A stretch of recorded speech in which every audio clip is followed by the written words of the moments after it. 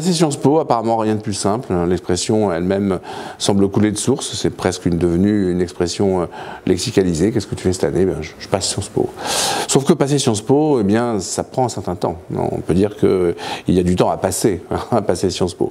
Je veux dire par là que l'épreuve est devenue une épreuve extrêmement complexe, assez composite et qu'il convient de détailler. Passer Sciences Po, ça suppose tout d'abord de constituer un dossier d'inscription.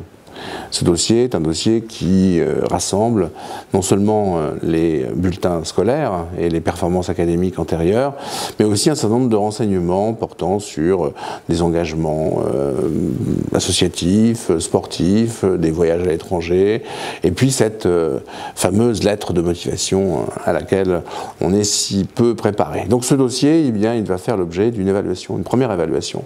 A, B ou C. A, je te veux, C, je ne te veux pas, B, je ne suis pas encore sûr. Il faudra donc préciser A, B ou C. Au début du mois de février, une liste de 500 candidats exonérés de l'écrit est publiée.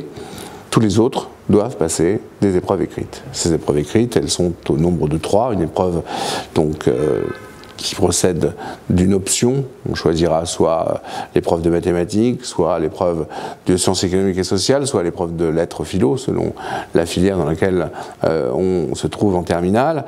Une épreuve d'histoire et puis une épreuve de langue vivante. Les 3 épreuves produisant un score sur 100, puisque l'épreuve d'option c'est coef 2, l'épreuve d'histoire c'est aussi coef 2 et l'épreuve de langue vivante c'est coef 1. Donc 5 coefficients, 5 fois 20, 100.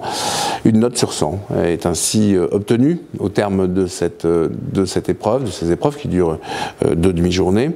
Et là, en fonction de barres d'admissibilité, on va décider que, par exemple, au-delà de 12 de moyenne, entre 12 de moyenne et 14 de moyenne, eh bien, ce sera B.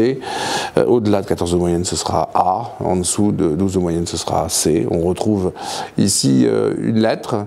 On est ainsi affecté de 2 lettres, un A, un B, un A, 2A, 2B, un A, un C, enfin toutes les combinaisons bien sûr sont possibles, sauf qu'elles ne sont pas toutes possibles pour être déclarées admissibles.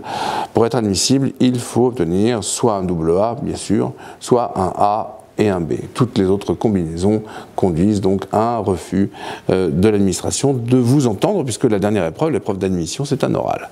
C'est un oral qui est un entretien d'une vingtaine de minutes devant un jury composé de 2 personnes. Et c'est un entretien qui ne porte pas sur les connaissances. Il ne s'agit absolument pas d'un oral de connaissances, mais plutôt d'un oral de motivation, d'un entretien pour mieux cerner à la fois la personnalité du candidat, mais aussi son projet. Bref, on le voit, il s'agit donc d'un processus assez complexe qui va vous emmener depuis le mois de septembre jusqu'au mois de mai-juin pour l'oral, avec la proclamation des résultats pratiquement au moment du bac.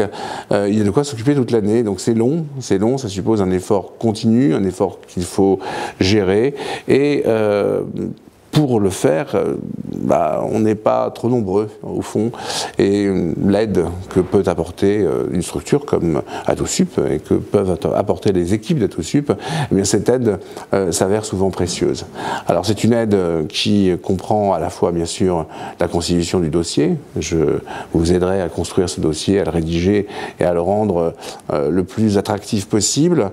Ça comprend quelques mises au point sur le plan des cours et de l'écrit. Bon, les écrits portent sur le programme de première, donc il n'est pas nécessaire de multiplier les cours de connaissances, mais il y a des méthodes à rappeler, il y a des ambitions un peu nouvelles à signaler. Bref, un entraînement à l'écrit, c'est aussi quelque chose d'utile, même s'il n'est pas exagéré et poussé. Et puis enfin, évidemment, un oral, c'est quelque chose qui se prépare. L'oral, ça n'est pas une épreuve de spontanéité, ça n'est pas une épreuve naturelle, c'est une épreuve à laquelle il faut donc avoir pensé très longtemps à l'avance. Le dossier, les cours, les entraînements avec des concours blancs, et puis enfin l'oral. Voilà tout ce que nous vous proposons pour vous permettre de faire de ce désir de Sciences Po une réalité pour l'an prochain.